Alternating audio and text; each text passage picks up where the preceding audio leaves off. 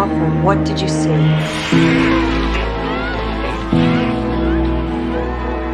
Bit off his head. I just love what you've done with this room. You may be a scientist, lady. Right now, you're acting like a junkie. Oh, just take him and leave. What the hell is that? Dr. Edward Pretorius.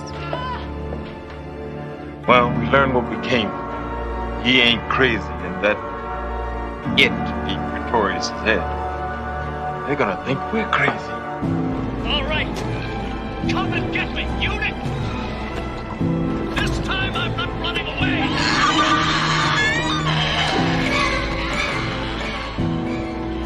Yes, the greatest sensual pleasure there is to know the desires of another mind. I know your desires, you impotent pig!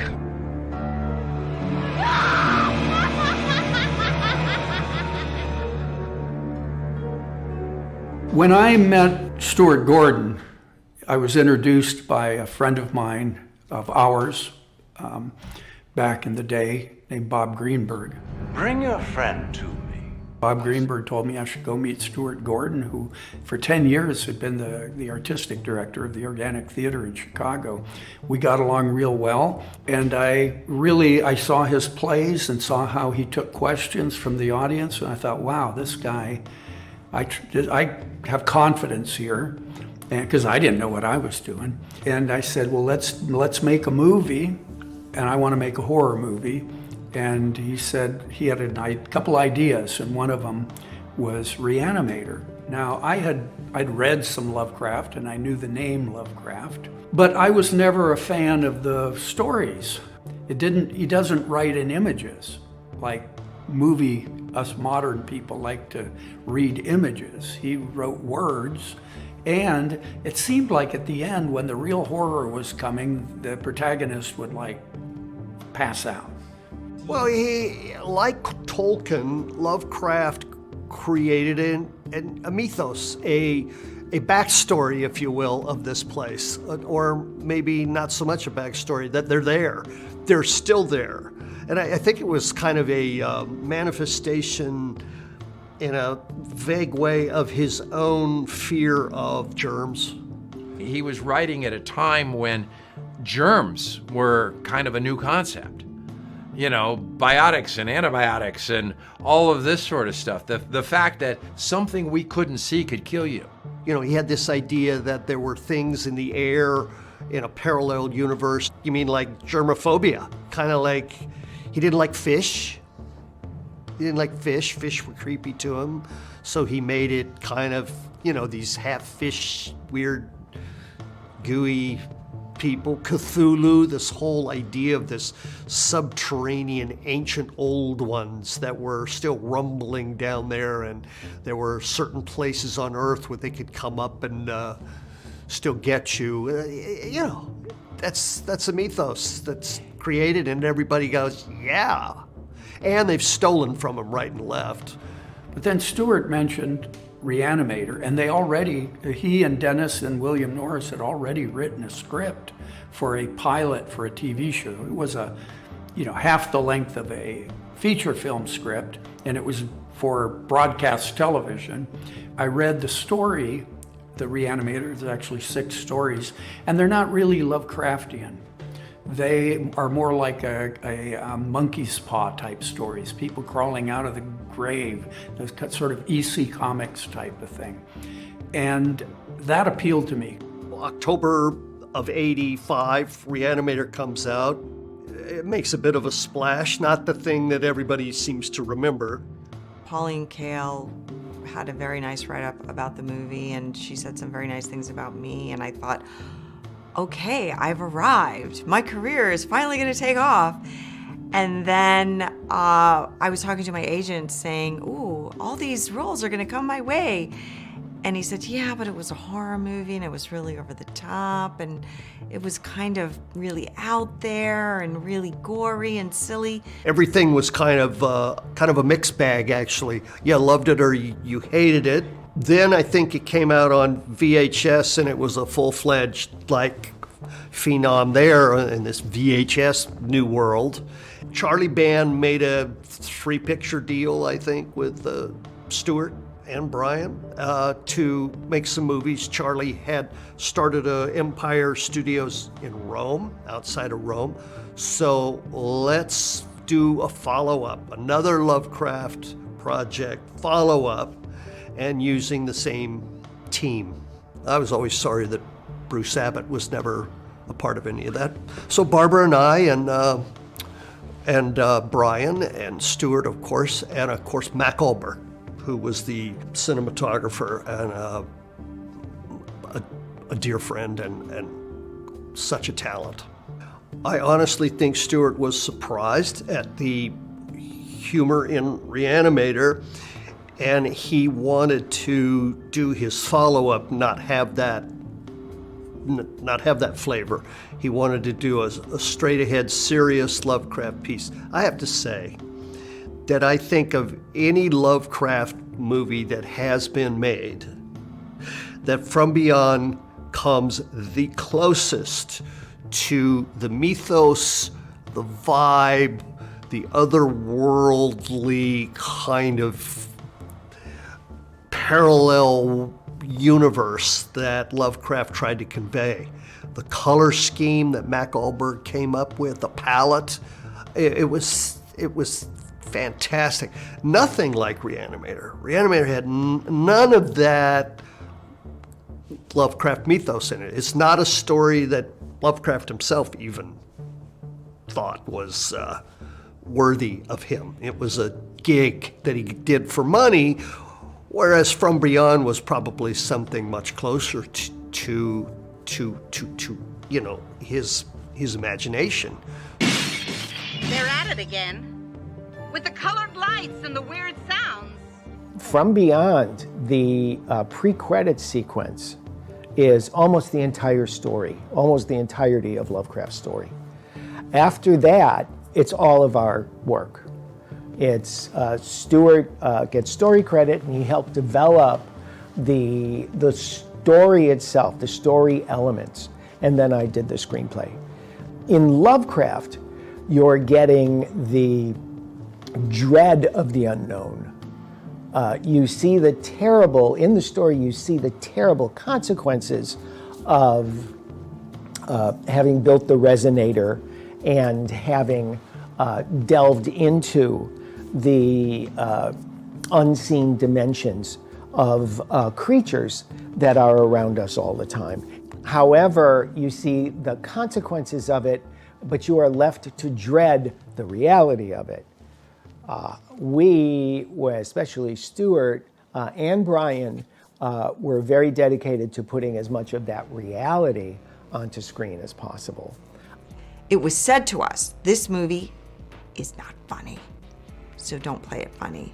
So yes, it was a conscious choice from Stewart not to make it funny, but I also think, to Stewart's credit, he didn't want to do something that he had done before. He wanted to do something different. He wanted to show that he could do different tones and make different kinds of movies, and a lot of his stuff is very different. We loved all kinds of stories. We especially loved making people laugh. It's the first stuff we did. We had a satire comedy group in high school, and we actually played the coffee house circuit in Chicago back in the day, back in the 60s. And we talked about doing other Lovecraft movies. And that's what I thought a sequel would be, because I was basing my ideas on the Roger Corman, Edgar Allan Poe movies from the 60s, where the sequel was a new story by Edgar Allan Poe. You went from House of Usher to Pit and the Pendulum, to Premature Burial, to Tales of Terror.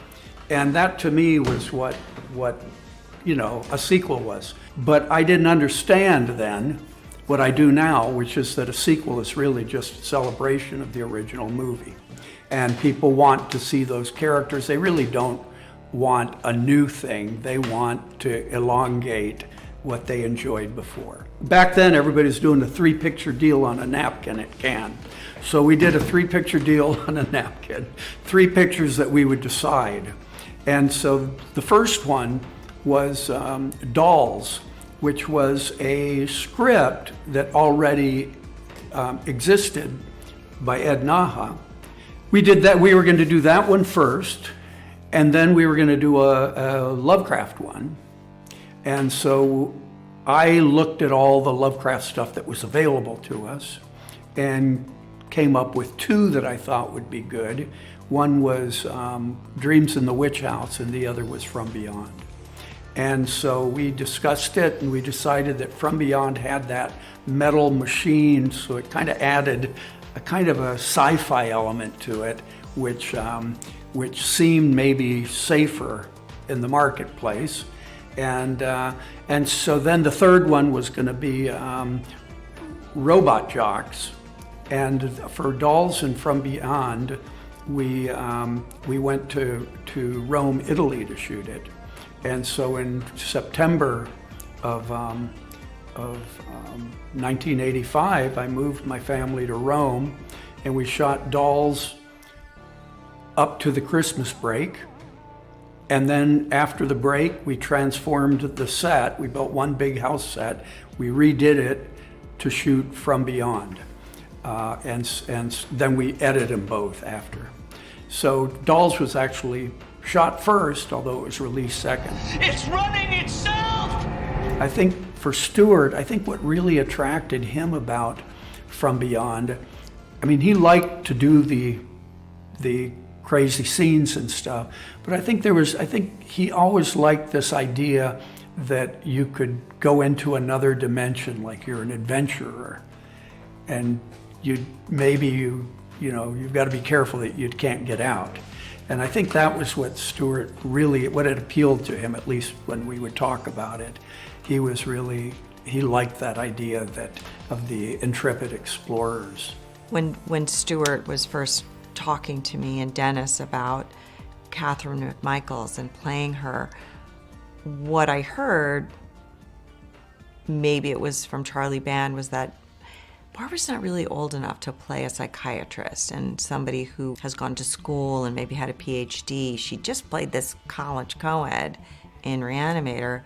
Who's gonna believe this? And Stuart was adamant that I play the part. And he said, no, however she plays it, it's going to become iconic because she's playing it. And it would have been this true of anybody. Like if he didn't pick me, if it was somebody else, that you buy into that because that person cements that role for you, and then you can't imagine anybody else playing it. But there was a leap, and I did think to myself, okay, I've got to deepen my voice and be very serious, because I did play a college co-ed but in Re-Resonator. But the thing that I liked about working in the Stuart Gordon universe in my early career is that both roles were smart women. However I looked, young or old or whatever, I just infused my character with who I thought she was as a woman. And yes, of course, wearing a suit and wearing pearl earrings and putting my hair back and wearing glasses. Part of the reason they wanted me to wear glasses is they thought that would make me look smarter and maybe older, and then I would get to take them off later on in the story when I put the leather on, and it would be a little bit of a dichotomy. What the hell are you doing? Stuart took me to trashy lingerie on La Cienega, and I tried on a few outfits for him. I don't think you could get away with that today. It would be the costume designer that would be having me try a few on, maybe take some pictures, but we were just there at the store, maybe for a couple of hours, and I tried on different outfits, and he would say, oh, I like that one. Yeah, that one's all right. I don't like that one. Try this one. So that's what we did, but it was all perfectly safe and normal and, whatever. I was completely fine with that too. And I think we came up with a great outfit. Honestly, it's not one of my favorite works of mine, simply because I feel like I'm pathetic. I'm just constantly, what's happening, and wait, and I can't, and Even the scene with Barbara in her gear, I'm like, why am I comatose in this? Why am I'm not participating in this. I didn't even know this happened, apparently. Barbara was the driving force in that movie. If you want to think about it, I was Dan Kane, and she was Herbert West, and Pretorius was Dr. Hill. From Beyond was shot in Italy, so all the effects crews basically built all their effects in Los Angeles, and then everything had to be shipped over to Italy, and then that's where we all finally got together. We had a big warehouse set up for ourselves for the effects crew. All the crates came in, all of Tony's physical effects stuff came in, and we all worked out of it together. So we kind of kept sharing and, oh, I forgot to bring this from the States, because this is back in the 80s, and not everything was readily available in Italy. Once I read the screenplay and saw what type of effects were involved, I had a meeting with Stuart to try and decide what I would be doing. And it was either he or Brian had said, we realize this is a very ambitious project, so we're going to have to divide the special effects into 2 or 3 different teams. I think it ended up being my team, John Beekler's team for makeup effects, Tony Dublin for all the Re-Resonator effects, along with the prop guy, and Michael Mescal was the special effects coordinator. He was the guy that hopped around between all of our workshops. Oh, and John Nolan for the pineal gland involved ball cap on Jeffrey Combs. So you had 3 makeup effects groups, a mechanical effects group, and Michael Mescal was jumping around from shop to shop to make sure everybody's on track.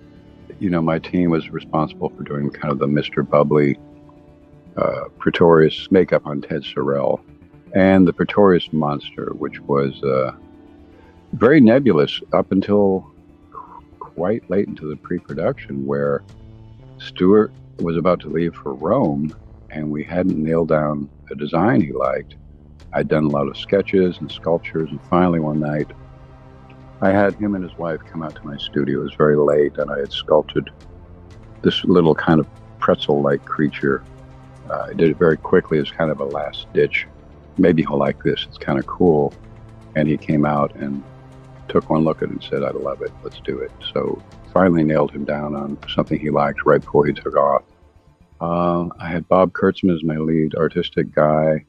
So Bob and I did most of the sculpting, had Greg Punchat sculpting, Aaron Sims, sculpture and painting. John Blake did all the beautiful hair work for the bubbly Ted Sorrell, the wig and the chest hair.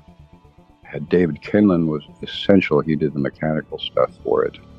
And Steve Patino and Tom Flouts did the fiberglass molds. Steve was in charge. That was his baby. When they told me that we were going to shoot From Beyond in Italy, I said, let me get my passport. I didn't have one. I'd never been out of the country. So I had to get one of those expedited passports and fly overnight to Italy by myself and show up in Rome. And it was like magic, getting off the plane and coming to the old city. And we stayed this really nice place off of Viale Perioli. And it was just, the coolest thing. The keys had big balls attached to them, and you had to give it to the like, you never took your key with you. They didn't want you to lose your key. So you'd leave the key at the front desk. Okay, I hope they don't steal my stuff. Well, my memories, and this is true for a lot of movies, my memories of From Beyond are much more on a personal basis in terms of being in Rome, having days off in Rome, meals in Rome, walking the streets, being there for a longer period of time in order to kind of have it wash over you instead of a 5-day tourist vacation, I was kind of living there, going to the real Italian deli across the street, or the people that knew me at the little local cafe that I would eat at, and my companion for all of that was perfect. It was Mac Ahlberg. Mac Ahlberg is Swedish, and spoke fluent Italian. We would just go on walking tours on our days off, have lunch at Piazza Navona, walk over here, this is that, the history of this statue is this. And they're just like right there, fading away, but in public, you know, not behind glass or protected. They're just decaying slowly right where they existed, always. But Mac was a font of knowledge that way and a great companion. So I do remember just enjoying, well, who wouldn't, Rome like that. Being in Rome, that's my first time overseas too. Being in Rome and on the set, there were so many things going on and off the set, you know. So there was the story a minute, really. I think we had really good chemistry, the three of us, Ken and Jeffrey and myself and From Beyond. And I think that was due in part to the fact that we were in Italy and we were so happy. We were making a movie, making great money, feeling good. And on the weekends, we always would have a brunch. And I would host everybody to come up to my little apartment. I had a spiral staircase up to the roof. And I would make biscuits for everybody. Remember, Ken Faree made biscuits in the movie, and it was some sort of like dumpling beef stew or something. Well, it was the same concoction. It was Bisquick, and I had brought over some Bisquick or bought Bisquick. I don't know if they sold it there, but I would make biscuits every weekend, and I would mash up butter and pistachios. And we would have pistachio butter on it and then put honey on it. It was like this thing I invented. It was like a family environment because it was Brian and his wife, I believe. Yeah, his wife, and then Stuart and his. She was in the film as well. And then it was Barbara, Jeffrey, myself, Ted. And I think we kind of hung out together. We were all crazy. Charlie Band had made movies with his father, Albert Band, in Italy. And Charlie always loved Italy, and so he bought some property there and continued to work there a little bit. When I was a teenager, the high school I was at was offering a 4-week trip to Europe, and it was really inexpensive. And my folks says, you know what? When is he ever going to get the opportunity to go to Europe or anything like that? So they did that. It was like, you know, it was nice thinking. And we went to Italy, France, Switzerland, and England. And I remember coming from Naples on the tour bus from Naples to Rome, and we were driving on the freeway, and I see this weird complex over to my side, and I even took out my 110 Instamatic camera at that point and snapped a picture and going, what's that, what's that? Nobody knew what the hell it was.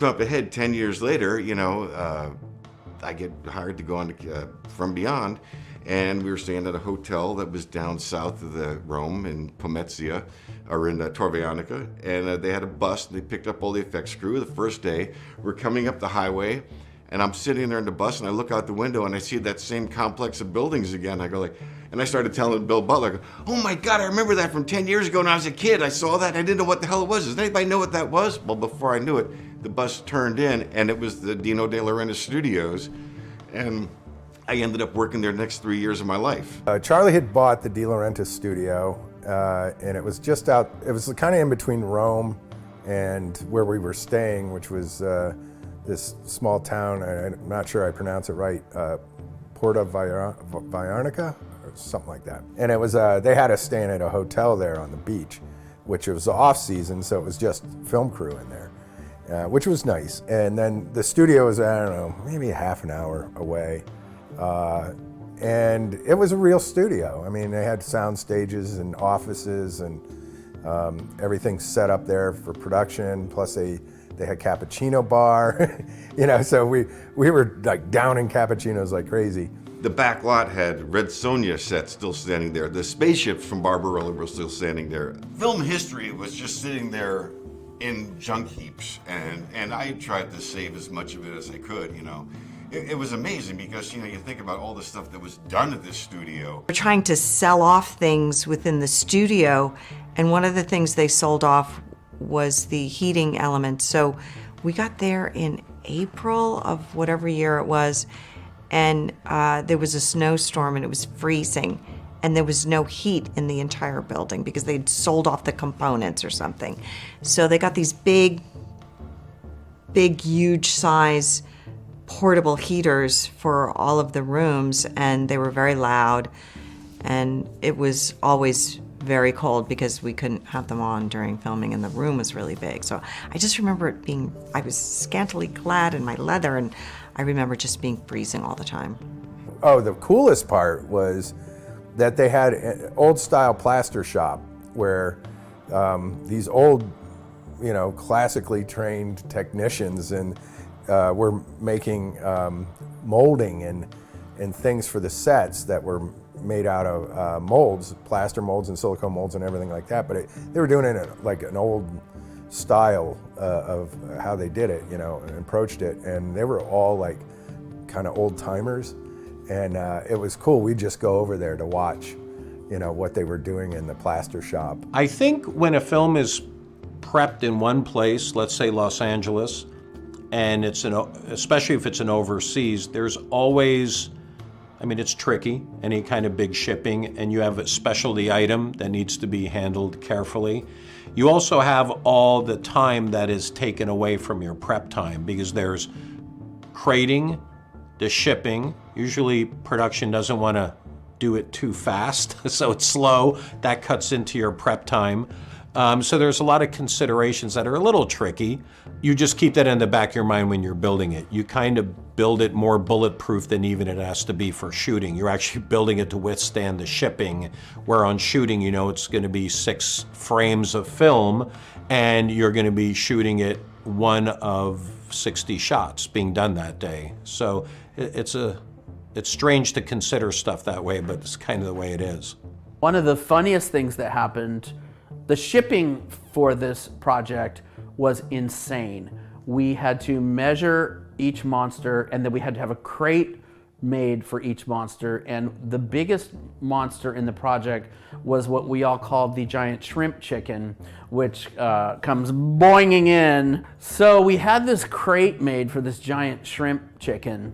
It was as big as this room. It was a huge crate full of packing peanuts, and the shrimp chicken was in there. And it must have been, the monster was probably 10.5 feet long. So things would arrive to us on a daily basis. It wasn't just like one day all the puppets were there, because Italy has so much red tape for anything like that. And, you know, I'm sure that they would want to see what the hell was inside of a giant shrimp chicken, if anything. So one day we see Manuelo, our assistant, our driver, pacing around and rubbing his forehead and speaking on the phone, and he's nervous. I was like, "What's wrong, Manuelo?" And he's like, "Oh, there's a very big problem with the shrimp chicken." I'm like, "What's wrong with him?" He's like, "Oh, he fell off the airplane onto the runway, and there's millions of packing peanuts blowing all over Da Vinci Airport, and the shrimp chicken is laying on the runway."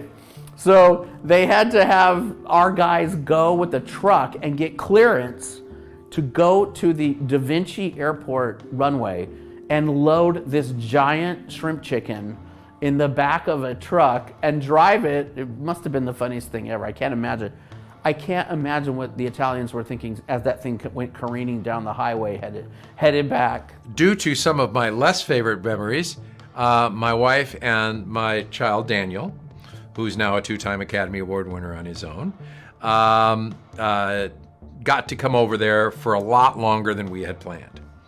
And Daniel was embraced by both cast and crew, both American and Italian. And I don't know if you've ever, if people here have ever seen a European hare, a European rabbit. You know, I mean, they're completely different than the bunnies we have out here. And they're bigger. And we had water tanks at the studio. And we came in one Monday morning, and a hare had been jumping along and obviously fell into a water tank, drowned, and bloated. So there's basically, I mean, this looked almost like a little person in a suit. This thing is this big, floating in the water tank, face up. And this is about 3 weeks before Easter. And Daniel's like, "What is that?" And one of the Italian guys, thinking it was a joke, said, "Oh, that's the Easter bunny. I guess no Easter this year." And Daniel freaks out, starts crying, runs away, and the crew is like, and they're all, his name was Boney, and they're all like, "What did you do?" You know, and I will have to tell you that the Monday morning we came in after Easter, we had a 5,000 square foot shop over there to be able to do all the stuff we were still building. And that Monday morning, it looked like Easter had regurgitated into that room. They had these, the eggs that they have over in Europe that have toys and stuff in them, this big.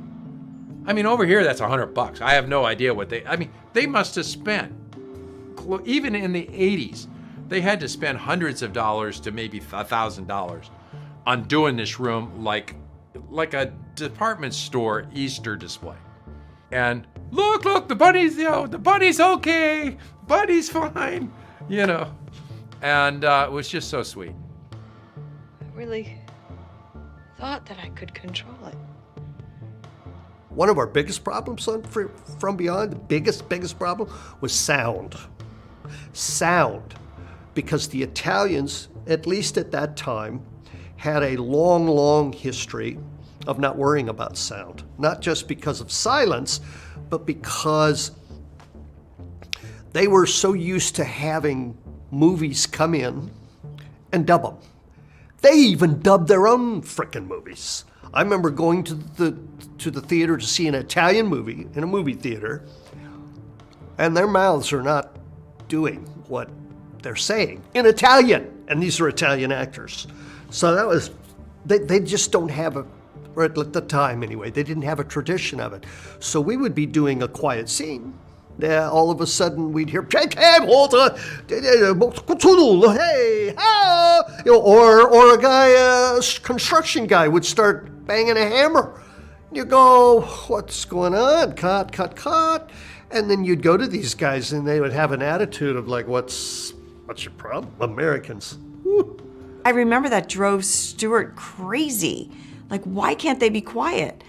And the first AD was like, I can't do anything about it. That's just the way it is. Well, the other thing is that the Italians would do is that they kind of went on strike because the first day when we were shooting, they had box lunches. And the box lunches did not have little bottles of wine in them. And this was revolt time. We're not continuing until we get what we're used to. And that is wine with our lunch. Lunch was very important, and having a glass of wine at lunch was very important. And then at about 4 o'clock, they either go have a whiskey or a lemon vodka. And we, the American team, we took to this tradition wholeheartedly. And then we would get drunk, and then we would rap, and we would get in the rental cars, and we would figure 8 race around the back lot through the Red Sonja set until Mike Deek drove the rental car off the bridge and into the Red Sonja moat. But Charlie doesn't know that because we all climbed in the moat and we pushed the car out. Sorry, Charlie. But they were incredible artists, and the crew was just great. It was just they're just different. They're more chill, more relaxed.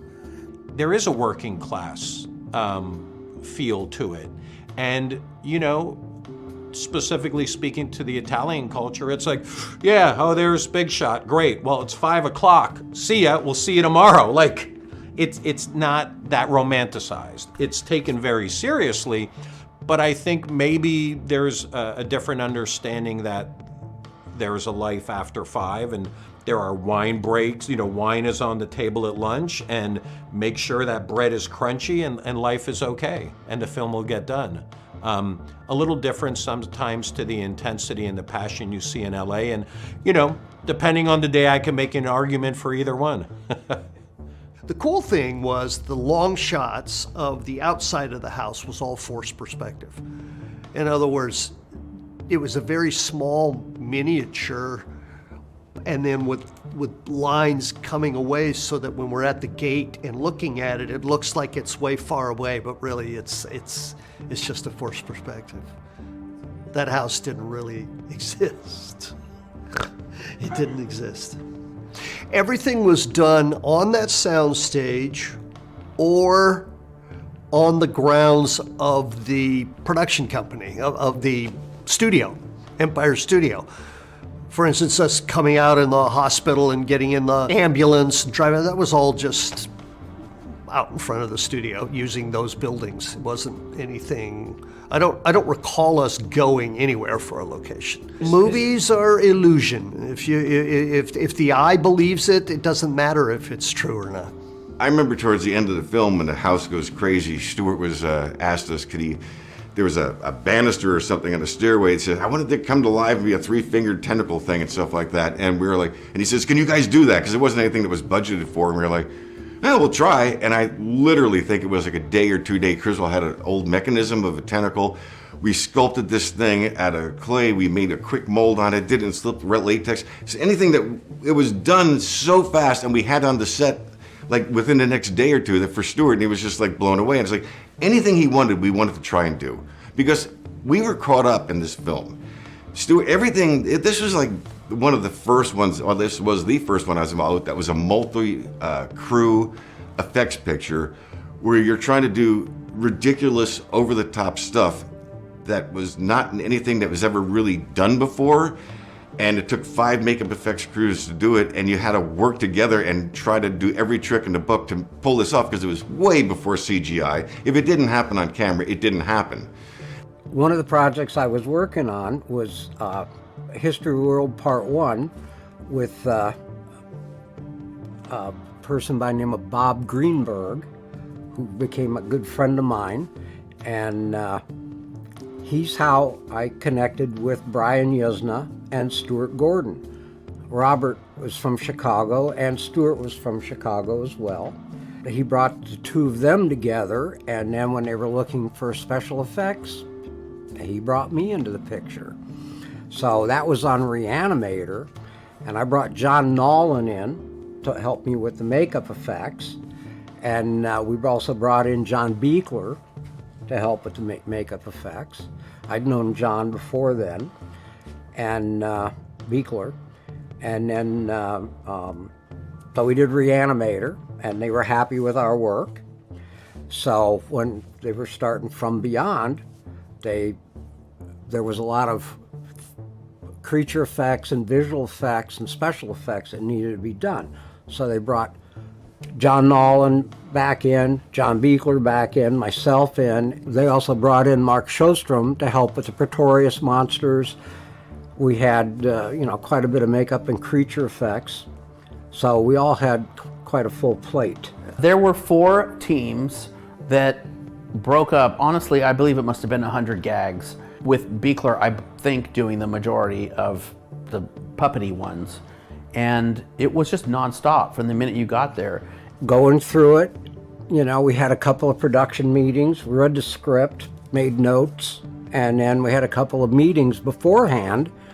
And with all of us, the people I just mentioned, we sat around on a table, went through it all, solved their questions, answered questions, solving some of the problems and that kind of thing. And then Brian kind of looks at us, what's the next step? We looked at him, and all of us in union went, writing checks. Oftentimes, the most difficult effects to do are the ones that have 3 or 4 drops of blood, not blood shooting all over the place. And in Re-Resonator, we'd gone through over 30-some gallons of blood, and in From Beyond, not so much blood, a lot more slime. So much slime that we, by the way, made it in Italy. We brought it over dry because it was going to cost thousands of dollars to ship 2 drums because we went through over 100 gallons of slime. I was just so excited. I didn't really know much about the script, but I did know there was like 150 makeup effects gags. And part of my job, aside from helping ship all of these puppets overseas, was to stand on set with a bucket, with the paintbrush, and paint slime on all the monsters in between every shot. That was really one of my main jobs. It was a very slimy show, lots of slime. And I remember there was times when we were under the set. There was a lot of effects that we basically had to pull out of our ass because, you know, all the money went into certain things, and it wasn't a huge budget show, you know, it was relatively small budget. But there was times that, you know, the end sequence where they're dueling each other in the mass of flesh and goo. The attic set was on a raised floor for various reasons.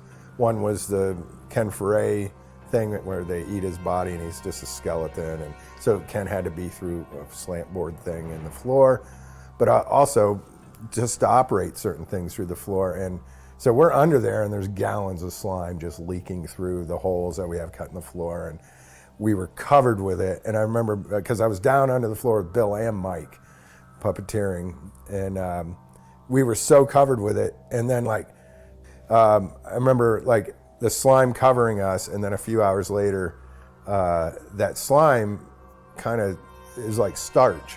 So when it dries, it's suddenly like hard, and you could hear your blue jeans cracking as you walk. By the end of the film, that stuff started getting very rotten.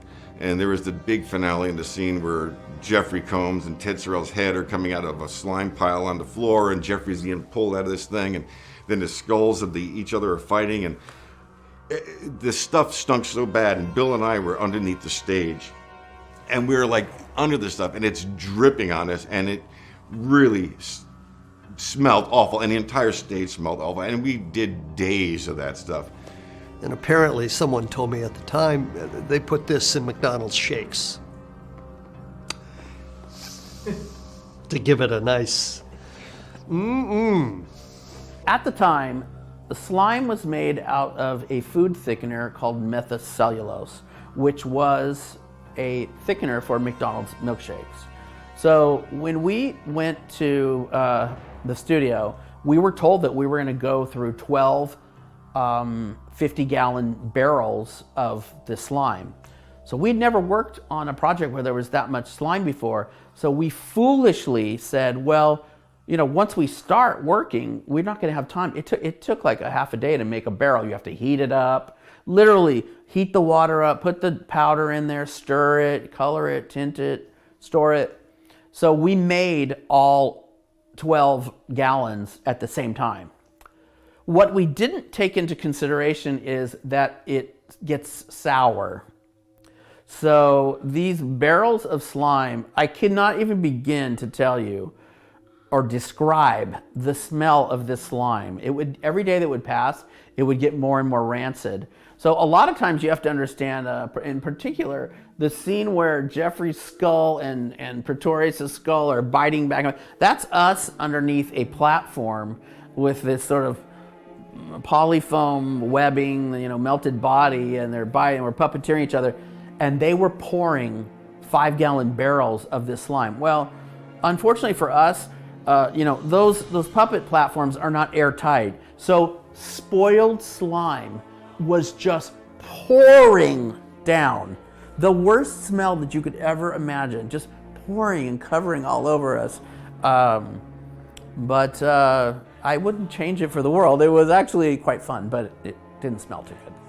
It's one of the things that they do to bend wood, you know, to make elaborate shapes out of wood and stuff, is they soak it in methacellulose, which is a wood fiber, and it gets in there and it makes wood flexible. And so they got these big paddles that they use over in Italy for pasta, and they got these big giant containers, and they'd have these guys over there, and after a while the handles are starting to do this, and they're like, ah, you know. To this day, as anyone will tell you, when I direct something that has slime, I say, slime it up, and then they run in with a paintbrush, and I can just see Stuart Gordon, no, pour it with a bucket. So I'm carrying on Stuart's tradition of making sure that everything is slimy, even if it's a family drama. I slime all the actors up. I do find you distracting. Stuart is one of a fairly he was one of a fairly short list of directors for me that I've worked with that knew what he wanted, but that vision always came into final focus once you were on set. And so I had learned on Re-Animator that if it was storyboarded to be this big, what Stuart really wanted was this big. And by the time he explained it all to Mac Ahlberg, and it had to be lit and it had to be done, because, you know, Stuart came out of theater. He came out of live, you know, out of theater. And it really needed to be this big. My first memory of some solid talk about it was a lunch I had with Brian and Stuart, bringing forth this idea of From Beyond, Rome, and by the way, would you be willing to shave your head? As it turned out, that was premature because they didn't have the idea that I had this thing coming out of my head and wiggling around. That required a whole apparatus that, you know, me shaving my head ain't gonna help. That's not gonna help with that. So they quickly realized that I didn't necessarily have to do that. I mean, they did put, for one scene, a bald cap on me for when the monster drops me, that big worm thing. But then pretty much after that, it was the bigger head apparatus with the hidden headband that allowed the dog dick to move around. I knew that, like in Re-Animator, it wasn't going to all happen on one gag. It's going to be moments here, moments there, put them together. I made the stock that it sat on, I wanted it to be as thin as possible. As a matter of fact, when I tasked the machinist to make the ball and socket armature that it worked off of, I said to him, I want it to be literally, when this piece fits over it, I want it to be smaller than a number 2 pencil. So these were tiny little pieces. And we made it so that they didn't like snap together or anything like that. They fit front to back and were held on by pressure and by the actual sleeve. And they were operated using swedged surgical cable. And John Criswell made the controller. And so we had a version of that was literally a pistol grip with the controller for the shots of it just kind of doing that sort of thing. And we had a head of Jeffrey with the little opening in it that we could put that through and make it, you know, do those close-ups. We could also poke it through at different levels. We could also I could put 8 of those pieces together and make it so it was only that long. I could put all 50 of those pieces together and make it that long. And when it was that long, it was actually so flexible, it would cross back over itself. I wanted it to be elegant, partially because when Barbara takes it in her mouth and bites it off, I wanted it to look like, you know, her taking a rose, the stem of a rose in her mouth and biting it off. I didn't want it to look like she's trying to chomp through a banana or something, you know. I wanted it to be kind of elegant and gross at the same time. Later, in other projects, I've had apparatuses, you know, and they've had a joystick, and they're maneuverable, but they're radio operated. You know, there's a signal that goes to a bug. Well, not in those days, man. It was practical, hardwired clamps, and you know. So yeah, you had a joystick, but it was connected to literal wires. So everywhere I went, when I had that shit on, someone's following me with their joystick. It's fun to do it for a period of time. It becomes less and less fun the more and more you do it. That's what I can say. It was kind of novel at first. This is going to be really cool. And then you're tired of the really cool. And you just want this crap to be off. The effects that stand out in my memory are, for sure, the makeup that Bob Kurtzman did on Ted Sorrell, where half of his body is fused. And that took, you know, you hear these stories about makeups taking like 5 hours to put on, and a lot of times that's exaggerated. But that really did take forever. I think they showed up at like 3 o'clock in the morning. It was a beautifully sculpted and applied makeup where Ted had to lay on a slant board and Bob just carefully glued it on him. I just remember thinking, oh my gosh, the guy had to kind of keep his arm in this position, and he was so patient. The actor was so patient with the makeup, and I remember having to go there and just slop that slime on him and paint that slime in every shot. Everything had to be shot by a certain day because all these extra people, all this extra cost was going away. They were getting in airplanes coming back to the States. So we shot, and we shot all of this stuff. And, David Kinlan had made this really, really nice head. So we've got this Pretorius head, and that's a major sequence with a major speech that is given by that character in close-up.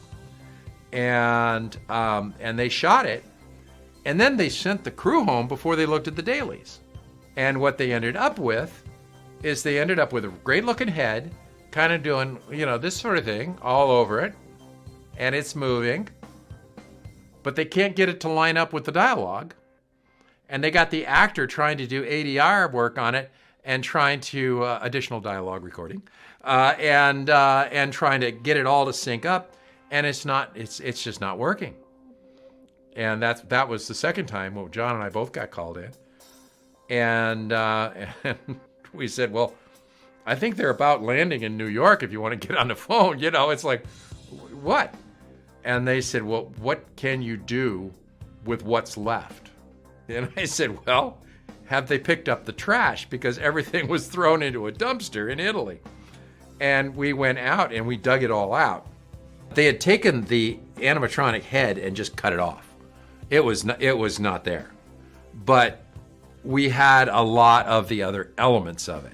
And we had the rest of the creature, but the neck was truncated, it was shortened. So in order to make it fit around the back of his head, I was gonna have to truncate it even more by cutting like a notch into it. And that led us to what I affectionately have called for the rest of my career, Hell Day. It's the greatest sensual pleasure there is. And we started doing the prosthetics and attaching the actual actor's head with a dark black piece down here, so we could do a black, a contrast matte, kind of like some of the stuff we did in Re-Animator. And so we've got the actor forward like that with the black down here and the pieces up here, and you raise the camera a little bit and you don't see the neck. So that's what the gag was. And we did that whole speech. And all of that was reshot. So that was a major day. It was also a day when we had Jeffrey in the full prosthetic with the everything's going, and it was the day that Bubba dies. And that was all done in the same day, and I've never done that much makeup in one day in my life. John Criswell got a whole lot of experience putting prosthetics on with me that day, kind of literally being the extra hands. It was a great day.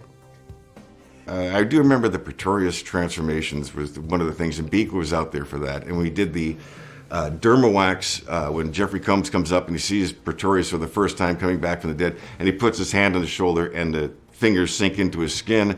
That was all built up with medical derma wax, so that it literally is just wax so his fingers could sink into him. And then Beekler had this gag where he supposedly ripped off his face and it was like the musculature underneath, and he had this gag where it was simply like bakery twine, like in the appliance, and he said it's going to make the muscles start popping out. And I was thinking that'll never work, and we did it.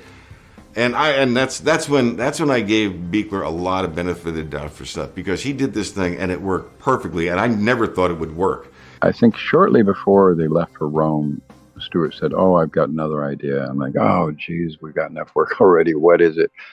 And he said he wanted to have Ted as the bubbly creature holding Barbara Crampton, tearing at her dress. He wanted his fingers to grow really long and like kind of caress her breasts And I'm like, oh God, Stuart, we don't have enough time or money to create more effects. And Your boss had some screws loose. He was a genius. It's just that the 5 senses weren't enough for me. He wanted more. we didn't have time to bring back Ted Sorrell and do more life casting and make his arm and all that. And I had a finger extension arm from Mark Patton, who was much younger than Ted Sorrell, but he was from Elm Street too. But I had this wonderful full arm mold of him with fingers extended. And I thought, I can take that and, use that mold and make a hand and make the fingers grow. The way we did that was we took styrofoam pellets and we soaked them in gray dye, and then we let them dry, and then we scraped them all up and we put them in these barrels, and then when we would film, we would put the styrofoam pellets in front of leaf blowers and blow them all around the room, and then sweep them up off the floor, put them back in and do it. Well, poor Ken Foray, who I'm still to this day friends with, got one of the pellets in his ear canal all the way inside. And you'd never seen somebody so patient in all of your life. He just kind of raised his hand and was like, "Excuse me, but one of these pellets is in my ear." So I think it was about 45 minutes of digging around with one of those long medical Q-tips. I want to say they put maple syrup or something really sticky on the end of it, and they finally got it out. But my gosh, he was such a team player. He didn't say a word. They put me in a wetsuit, okay, underneath it, because they had to pour Karo syrup all over my head and my body, so that those little bugs, little bees would stick. They were little styrofoam. No, there was nothing there. And so they start pouring the syrup, and I'm going to be stuck there for quite a few hours. And the syrup started going down under the suit. Cold Karo syrup, just dripping down your chest and then your back, your arms, your butt. I won't go any further, but you get the idea. It's just exhausting, is what it can be. One of the scenes when I jump on Jeffrey's back and we fall down into the basement. Yeah, if you're careful and you look on the wall, you'll see it's a white wall. You see a brown streak. They had to get an Italian man to play me, and they had to paint him. So they painted him brown, and he shrieked as his arm or something hit the wall. So there's a shriek coming right behind him. I know this behavior. I've seen it in the streets. We had this shot where we had to have this cut off head lifted off this torso. And Mike Deak and I thought, oh, this is going to be so good. Let's pull a trick. So we took a styrofoam head and we just painted it in the worst way possible. We put acetone on it and made it all melty. And then we put 2 crazy cockeyed ping pong balls for eyes. And we put long packing hemp for hair and put lipstick on it. And it looked like the stupidest thing you'd ever seen in your life. So we're thinking we're going to be funny because Stuart's loving us, everyone's loving us, and some of these effects are so many of them. The first time that the Stuart and the DP Mac Allberg would get to set would be the first time they'd see them. So Mike and I take this hemp-covered styrofoam head with lipstick and crossed eyes, and we put a garbage bag over it, and we go on set. And then Mac Allberg is this Swedish, very proper man who literally looked through a monocle and was like, "Okay, can we please bring in the cut-off head?" And we go, "All right, we're coming in." And we have this. We come in and we have this head in a bag, and then we're looking at each other, nudging each other, and we pull the bag off this cut-off head, and Mac Allberg blew his stack and was like, "What is this shit, Stuart? I can't fucking shoot this. What is going through your fucking..." Just having a fucking tantrum. We didn't know what to say. We're like, "Oh, no, we're kidding. Here's the real head," which really looked a million times better. But I still think our head looked really good. But anyway. There's a scene where I'm meeting the brain, and Carolyn Purdy Gordon, Stuart's wife, plays a doctor who comes in and catches me before I suck her eyeball out, I'm eating a brain. And I say it's delicious. And so they gave me a brain. It was a rubber brain. And it had some corn syrup blood on it. And it had been molded with a bite taken out of it. Smart. And so, I'm eating the brain, so I use this little hole, but I remind her. And what are you doing? And I say, it's delicious. And Stuart goes, cut. What are you eating? I said, I'm not eating anything, Stuart. There's nothing to eat. This is rubber. And that's, see, that. And so I'm pretending. He said, yeah, well, there should be something in there that we should really see you eat something. And I went, and he said, anybody got anything pink around here that we could put in there? Not many foods that would match brain, apparently. And someone said, well, I got some Polygrip. I got some dentures adhesive. And he said, yeah, put that in there. It was pink. So they fill this hole with the thing. Action! Crawford, what are you doing? And I say my line. I can't open my mouth. It's so dry in there because that's what that stuff does. Takes all the moisture out of your mouth. And he cut. What are you doing? And I said, well, and he said, I said, it takes all the moisture away. I said, you try it. And he goes, you know what? I never have an actor do anything that I won't do myself. So yeah, fill that up. I'll show you what I mean. They filled it up.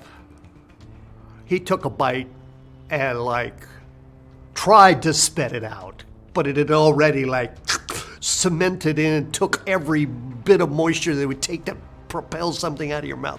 It took him and he goes, okay, fine, just mime it. So we wasted about a half an hour on that. Delicious. So we were shooting and everything was going great. We were all very, very busy. And like I said, these stages were, I don't know how high the ceilings were. I want to say 35 feet up in the air. They were massive. And on each stage, there was a 25-foot door that was about, I have to say 2 or 3 feet thick. That was concrete and steel.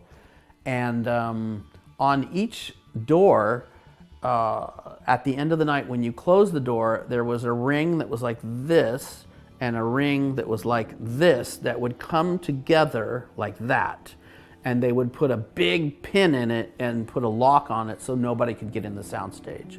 We were getting ready to do the lamprey eel sequence, and I needed to go in and ask a couple questions of Stuart. And I walked in a side entrance to the stage over there. And when I reached back, I thought I was grabbing a real honest-to-God handle. So you probably pulled, 3 or 4 tons of concrete. And my finger went down through one of those bolts, and then the bolts crossed over each other, and I went, ah! Because that's what you do when you hear, when you feel a shot of pain and you hear what sounds like a box of pencils crunching, and it's your hand. And I went like that, and when I ran out into and I put my fingers, I'm an ex-EMT, I put my finger right here and went right into my pressure point, and I went out to one of the work lights, which over in Italy was just a great big light bulb with a cage around it. And I held up, and I could not see. I could see this finger, I could see this finger, but I couldn't see these two at all because they were hanging down here. And the hospital the first night cut pieces off, threw them away, and we never got those back. And then they just kind of set things back and bound it up with a bunch of gauze. And then 2 days later, I went back to quote unquote check on it. And when they took the gauze off, it stuck a little, and one of my fingers fell back off. And the doctor's going, chop, chop. And I'm like, no chop, chop, no. And Tony Dublin's wife at the time, she had driven me. And I said to the nurse, it's the only one there that spoke English, I said, give me that file. And we grabbed the file and we went out the fire escape and down the fire escape. And that's when I went back to Albert Band, held that in front of his face and said, find me a real doctor in this country. And he did. I have the same feeling on every last day of every single movie. And that is, let's start again, because now I know how to play the character. There's always a little bit of remorse at the end of a film because you think, oh, did I do it? Did I nail it?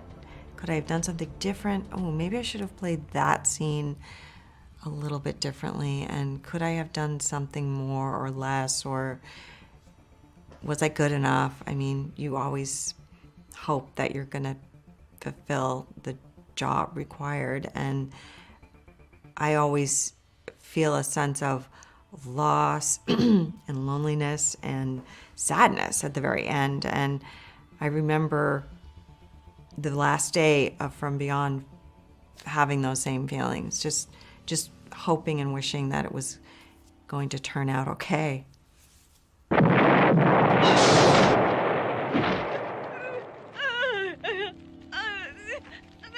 It's a little bit sleight of hand. So, again, this was before computer-generated effects, so there was no visual effects shot. There were only special effects shots, and those were largely created on the set.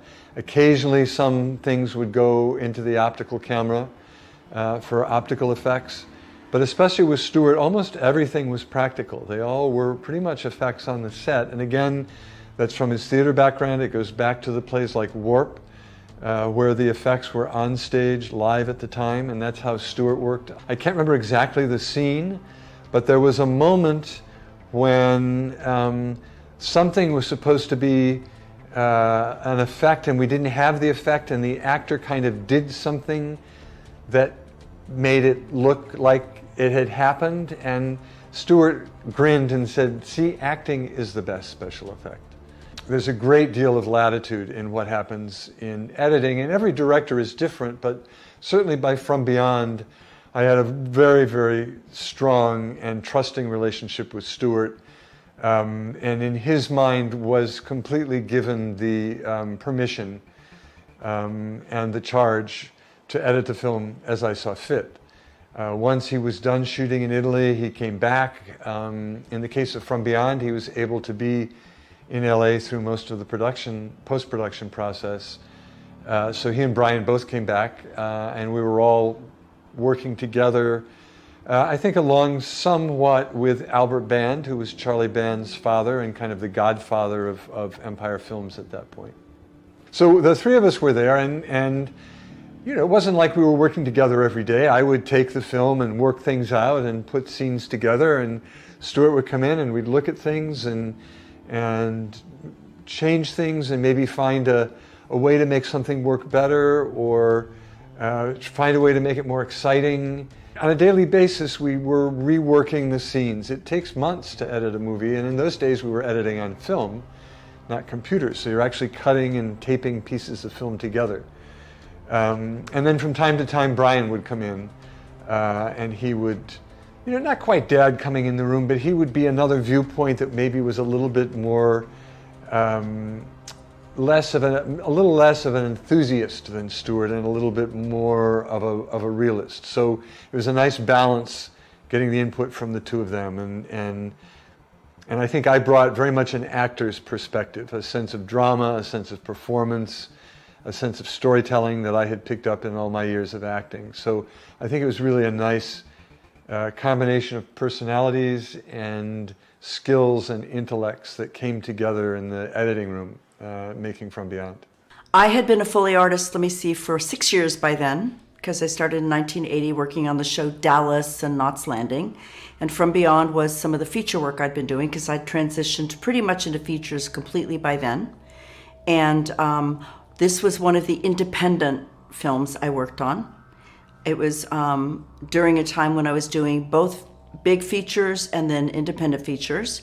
And this was an independent that I did where I was the only Foley artist on it, which is unusual because normally 2 Foley artists work on a film, but on some of the smaller independent films, they will often have just one. And this was one of those times when it was just me. And so the way the process was we had what we would call reels. And the reels are only 10 minutes of film at a time. And they were on black and white vegetable dupes. They're all black and white. They're kind of fuzzy, muddy looking things. So I didn't see any of the special effects, and I didn't get to hear any of the music.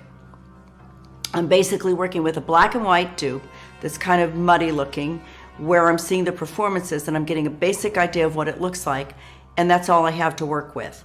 I don't have a digital color print like anybody has now, so if there are any film students watching this, it wasn't like that back then. What we're basically doing is looking at a very dirty black and white film, and we're only looking at 10 minutes at a time. So you have to really kind of imagine, I'm working on 10 minutes of film, and I'm not looking at the whole film. I don't know what's happening next because back then it's low budget. I don't get to see the whole film first. So I'm only seeing 10 minutes at a time, and I've got to assume I know what's going to be happening next. And I have to keep track of what shoes was I wearing for her before, and what shoes is she wearing now, and she changes clothes and she gets into the sexy night thing, and they do this S&M stuff. And sometimes when you have a lot of time, you can write down what you're using, but when you're working this fast, you can't, so you have to remember. One of the things that's important to understand, and in my book, The Foley Grail, I discuss this a little bit about mixing what I call hybrid sounds, where some of the editorial sound effects are mixed with what we do in Foley. That was what happened with some of the creature sounds.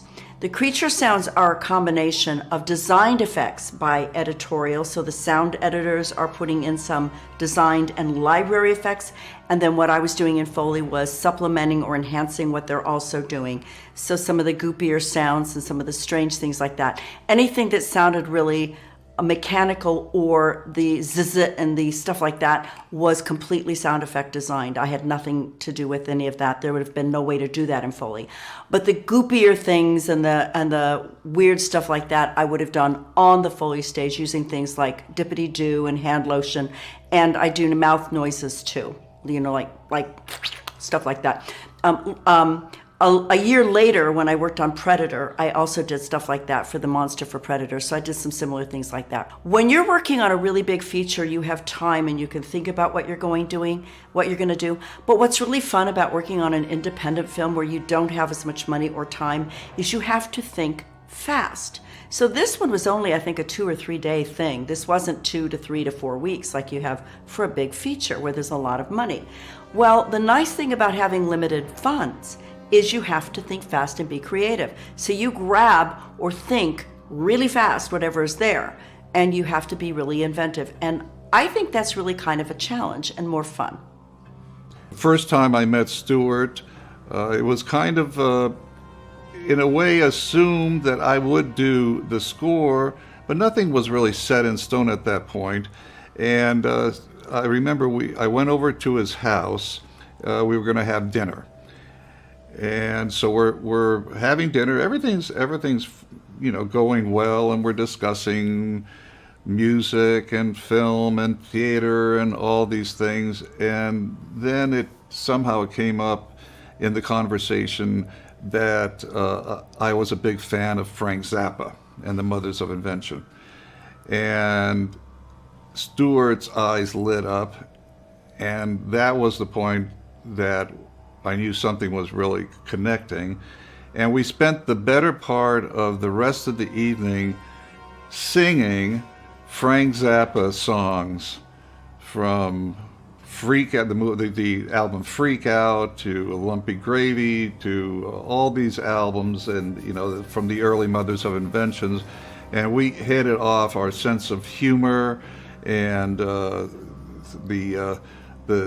sort of snarkiness of Zappa and the brilliance and all this. So like I said, we sang a bunch of songs from the albums, and we just connected in a major way. What was obvious from the outset with From Beyond is that it did not have the sort of humorous aspect that Re-Animator did. It had a lot of the Lovecraft quirkiness and weirdness to it, which is great, but it was in no way that sort of comedic horror type of feel that I had created for Re-Animator. Now, what definitely came out, and that was extremely important in From Beyond, was the element of sexuality and or sensuality, which was the entire domain of the film. The whole idea that this other dimension was related to this pineal gland, a sexual thing that got people's juices flowing, or however you want to interpret it. What I had to think of from a musical standpoint is, how do I make the music feel both sensual and sexy, and at the same time scary and horrific? So how do you marry all those things? It was the first question that came to my mind. And that was my jumping off point. When you're in that dimension and the resonator is on, there had to be this, you had to feel like you were in this other dimension. And that's where I brought in a few electronics or synthesizers, let's say, mostly bell type things and all that, which helped create that atmosphere. Behind that, those few bell-like synthesizer things, I had strings, real strings in this case, and rather than use like a typical whole orchestra, it was really mostly strings and some percussion, and along with those the synthesizers to create to help create that dimension. So really those were the ingredients that I used. So you had the atmosphere when you were in the dimension. That atmosphere could be somewhat easily blended into being in that From Beyond dimension. So sonically, it was more of an atmospheric thing. But what was equally important was, how do you get the sexuality and sensuality aspect of it? And that was the secondary part. I think the sequence in the film that most demonstrates that is when Barbara Crampton is, she's in this like dominatrix, outfit and all this. She's feeling her sexuality and all this stuff is going on with her. Yeah, it had to have both that atmosphere, but it had to have this Lovecraftian sexuality, sensuality aspect to it. So in that case, I played down the atmospherics, even though there was some in there, but played this really sort of undulating sexuality and sensuality in the music. So those were the devices I used, as opposed to where it eventually went when the part of the film where it's this all hell breaks loose type thing towards the end, right? That's when, again, the use of the strings, real strings, are so important because there's a lot of movement in those, and that's not meant for atmosphere. That's meant for action and the intensity of what's happening in the resonator and when things are going haywire, so to speak. So those are some of the elements and how I dealt with them. And then the next thing you know, in true Charles Band tradition, I think it came out about 4 months later. And now that one did show in the theaters, I remember, because I saw it at the theater, and it had a full-page ad in the LA Times with the guy, Ted Sorrell in his bubblegum, Mr. Bubblegum makeup. And it was just so incredible seeing all of our hard work and all the beautiful art direction, the color palette. From Beyond didn't do great in theatrical release either. And it was almost absolutely known that, Charlie was ready to put it out on VHS immediately after it was. It didn't go straight to video, but in Charlie's mind, it was straight. It was in video before it was in it. We thought From Beyond was going to be a smash hit. But then again, I've always thought that. Almost on a lot of movies I've done, I've always thought this is going to be it. And because Re-Animator was such a surprise hit, I think if we had, certainly Empire was not able to release it theatrically. If I had taken it to Paramount or somebody and had them put it out for real, it probably would have done, it still did tremendous, not theatrically, but it did tremendous video business. Fantastic. If my deals had been honored, I would have been a multimillionaire out of the gate, As it was, I wasn't. But I did get to make more movies, and that was sort of the point. They knew that if they took what they liked, what they had cut together, they knew that if they took it to the ratings board like that, the movie that that it wouldn't be that movie anymore. They would say, here's the thing, you can put out any movie you want unrated. You can do that. But you just have limitations. And those limitations are usually from private entities like movie theaters say, we don't put out unrated movies in our movie theaters. We just don't. Some newspapers will say, we allow ads for movie releases, but there can't be any graphics. So here in LA, the LA Times, the ad for Re-Animator was black and white, words only. And at the time, the other competitive newspaper was the Herald Examiner. Remember that thing? And they didn't care. So whatever the artwork was, they printed it. So you could do it, you just kind of were forced to put one hand behind your back, I guess. But it didn't matter with Re-Animator. It just didn't matter. People went word of mouth, boom, bang, zoom. I'd just be quite frank. I had a tragic thing happen in my personal life at this time, just the day before the skivvies. There have been crazy things going on in this film already. Ted had is in his prosthetics and that kind of thing, and he was butt naked in front of us for half a day for no reason.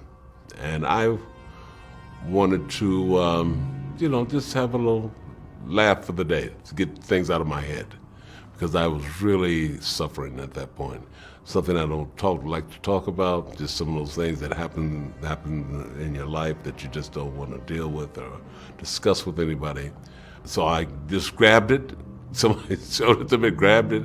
I said, this will get a laugh. And it'll give me a laugh. And I need a laugh real bad right now. And so that's why I put it on. I was supposed to be shot or edited from the stomach up. And that didn't happen. I saw the film for the first time on television, and I said, oh, looks great. Saw it again on KTLA. They played it again. Saw it. Oh, yeah, great. I didn't see the cut until 15 years later, something like that, almost 20 years later. When I first saw it, I said, my God, what happened? It was a great time, except for that. For me, it was a wonderful time in Rome. On the set, we were doing great stuff. I felt good about my performance. I felt good about working with the other actors. I thought they were marvelous and really did a wonderful job. As I watched it on KTLA, said, wow, I thought it would get a lot more playing time and certainly acknowledgement. But I don't know. Maybe they should have cut it. We might have gotten a lot more playing time. I don't know. years later, Charlie Band said he wanted to do a spin-off TV series that was inspired by From Beyond. So I was lucky enough to write 8 episodes of something that he calls Miskatonic You, and we used the same color palette in pay tribute to Mac Allberg, who was a wonderful guy, and to Stewart. It's certainly not a remake. It's just we love Stewart so much. I was so close to him, and he was a very kind, funny mentor. Both he and his wife Carolyn, who I just loved. And so when Charlie mentioned, would you like to do this Miskatonic program, I said yes, knowing that there was a chance that it might bite me in the ass from the fans. But luckily, they all responded really well to it. Yeah, and I loved that we were able to include that color palette in the resonator. We built a new and improved resonator. It's just such a good feeling. And the first day that we filmed on set, I actually asked Mike Deek to come and help us do, the slime up our monsters. And there me and Mike Deek are 35 years later with paintbrushes and, painting slime on the puppets. And I remember Mike said to me, I feel like Stewart is in the room with us, and I absolutely know that to be true. It was really funny because a lot of these movies that I worked on back, especially in the early days, I never thought of them as being definitely at the time, not anything like cult movies, but I guess now looking back, From Beyond has been on Turner Classic Movies in the underground, and I'm sitting there watching this going like, well, I guess I made it. I mean, and then a couple of months ago, Dawn of the Dead was on, or Day of the Dead was on rather, and I go, oh my God, I'm actually on camera. I'm actually being shown on Turner Classic Movies. Me on Turner Classic Movies. This doesn't belong. I mean, but two of the first films I worked on are basically considered cult films at this point, and we didn't know it at the time. I mean, the thing too is, this is another story that I'll throw out there. Bill Butler and I, like I said, were basically the Jekyll and Jekyll, Abbott and Costello, and we were just relentless in our comedy and saying things, and we had no right to be because we were so new to the project. But there was a thing of we'd go to see dailies, and to make sure that there's continuity for the creatures, the makeups, and things like that. So they allowed us to go see dailies, and we're sitting there with Albert and Stewart and Brian Usna, and we're watching dailies, and Bill Butler and I turned into Mystery Science Theater 3000. We're throwing out all these comments. We're making all these smart-ass things. We're making fun of the actors. We're making fun of our effects. We're making fun of everything. And years later, I thought about it, and I ran into Stewart. And I asked him this twice. And I go, Stewart, if I was on any other production and there were a couple of jackasses making fun of your dailies the entire time, how the hell did you let it? Why did you let us stay there? I mean, and he said to me one thing I'll never forget. He says, because you guys were funny. And I was like, you can't be serious. I mean, you're doing your life, your career is on the line, and we're sitting there being assholes. Yeah, but you guys are funny. And it was like, that's the kind of guy Stewart was. I asked him that on 2 occasions, and I got the same response, which is why Stewart is always, through the years, been, they're so endearing. I remember K&B, I was working there as a shop supervisor, and Stewart came in and was doing Dreams in a Witch House or something like that. And he said to me, he's like, oh, Mike, I really want to actually work with you as a monster in this thing, but they won't allow me to take anybody up to Canada and stuff. It's like, from the time we worked on From Beyond, it was always the same thing. I mean, Bill, in his book, writes about it, this is true, is that we were goofing around with Stewart so much on set that we were writing this pretend script called, is something that Bill Butler came up with, Queen of Crisco Mountain, about these women on a prison spaceship are making TV dinners, and there's this giant mountain of Crisco that they have to climb up to escape. And Stewart, and we all thought it was funny as shit, and we just keep coming up with scenes in between shooting on From Beyond. I mean, it was like, what director would allow that kind of stuff on set? But that's what I mean. Maybe I was spoiled because that's not the way it works. I couldn't pull any of that shit on a Michael Bay set, that's for sure. But back then when he asked for something, and like I said, with that tentacle hand, we tried to deliver. it was one of those things where it wasn't like we were just being jackasses and not holding up our end of it. We were being jackasses, but we were also trying to give him everything he absolutely wanted in the film. So I guess that's why he maybe tolerated us a little more. You know, it's really, you know, what makes From Beyond magical is it's imbued with Stuart's sense of wonder and his inner child and his enthusiasm. So I remember when I directed my first film, I did Madhouse for Lakeshore and Lionsgate, and he was the first person I wanted to show my film to. I didn't much really know what I was doing. I knew what I liked to see, and I knew as a fan, and certainly from being directed, you know, by him in regards to how to even put together a film.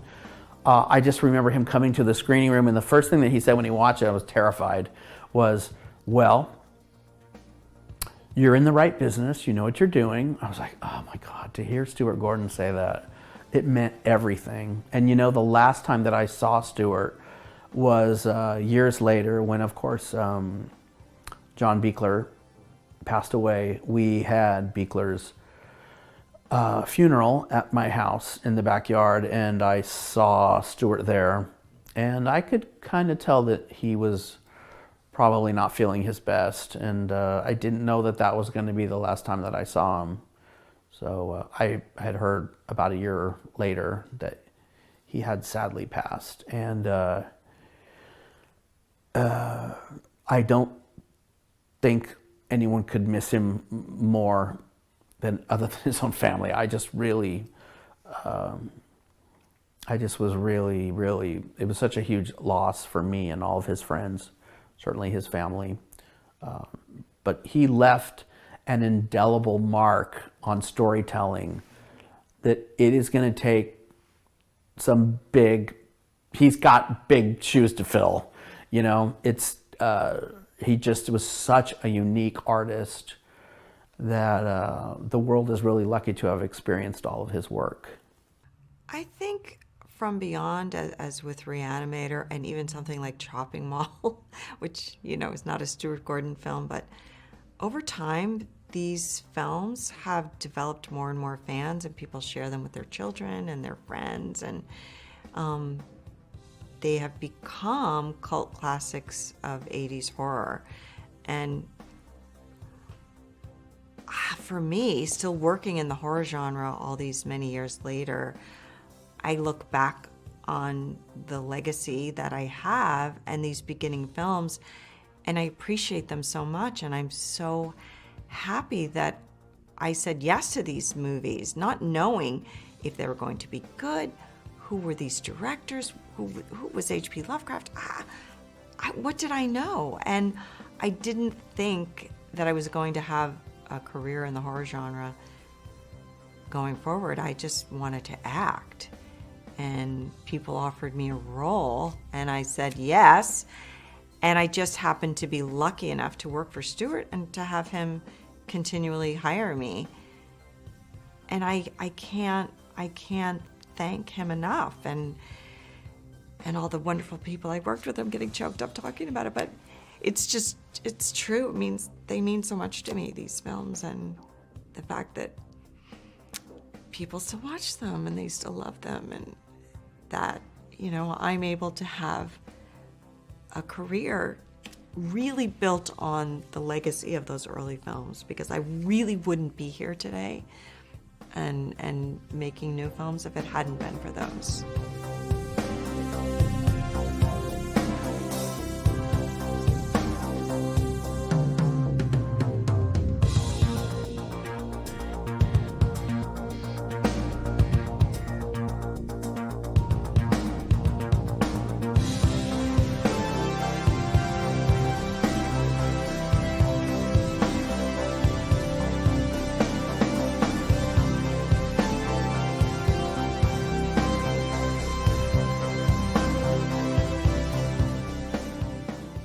See, this is where I'm supposed to say something disparaging against the editor on camera and pretend that, you know, oh, he didn't know it, you know, and then I get cut out of the thing.